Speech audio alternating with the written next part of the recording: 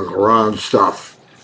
Gonna read another section, another story out of my book, Trifocals, One Man's View. Available on Amazon or from any bookseller. And I'm gonna read one called The Crow.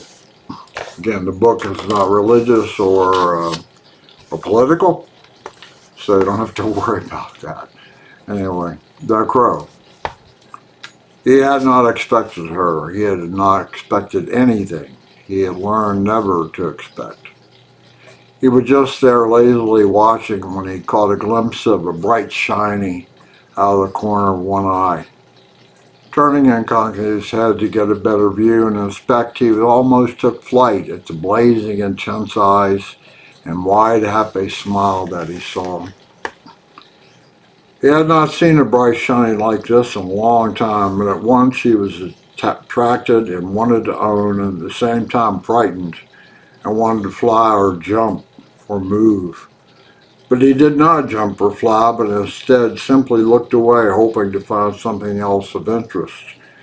But his eyes quickly were drawn back to the bright shiny, and once again he was so blinded by the light she gave off, he almost took to flight. Why was he so frightened of the bright shiny, and yet why could he not leave? Thoughts. He did not like thoughts, and his heart lifted him up out over the river, under the bridge, and then straight into the setting sun, and he soared and sailed until slowly the bright shiny faded from his mind, and he felt strong enough to circle back. With his mind free of her, he folded his wings in flight, and then, without even knowing, knew the bright shiny was no longer there, and suddenly he missed her. Where was the bright shiny? How crazy it was for him to want to get away, and then terrified that he'd never see the bright shiny again. He stretched out his neck, narrowed his eyes, and looked all about him for her. She was gone a long time, and all the while the old crow, the ancient wind sailor, searched the horizon over and over, hoping for a glimpse of the bright shiny.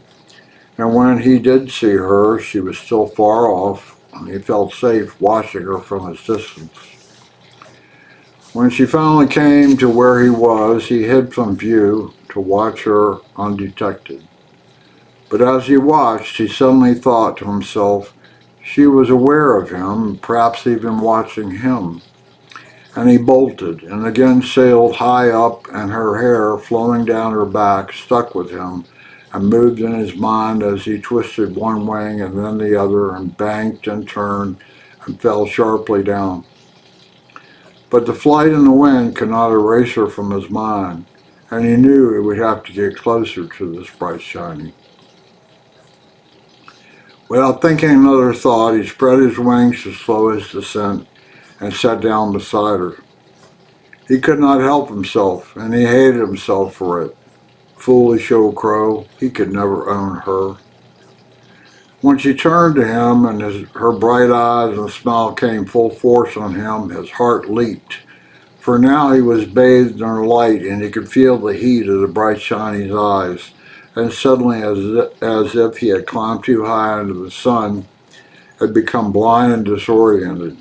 Only after hearing enough of her sounds did he remember where he was and slowly regain his vision and balance. Some shinies were all empty inside, and his interest in these never lasted long. But he was not disappointed with this one, for she was genuine and clean and clear as the view of a mountain lake from high above, and her sounds flowed over and about him like the wind when he was in flight. As her sounds poured over him, he watched her watch him in his mind's eye, and he could see that she saw him for the old crow that he was and nothing more. Somehow knowing nothing more helped him calm himself, and slowly he began to regain control of himself, and after a while he simply turned and leaped away.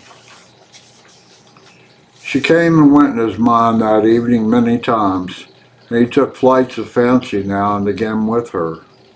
His imagination lifted him across the treetops and in and out of gentle conscious touchings he thought they shared, and his heart would leap, and he would disdain it and move about agitated, and still her light kept the night bright until finally he watched her go out of sight, and all the longings in the world could not make him follow or she come back to him.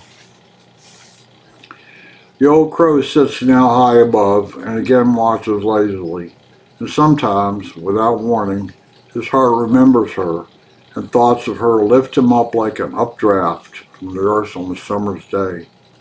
Foolish old crow, and yet he wishes he could see the bright shining again and make her his.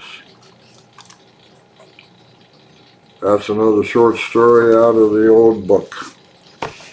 Today's the 20th of February.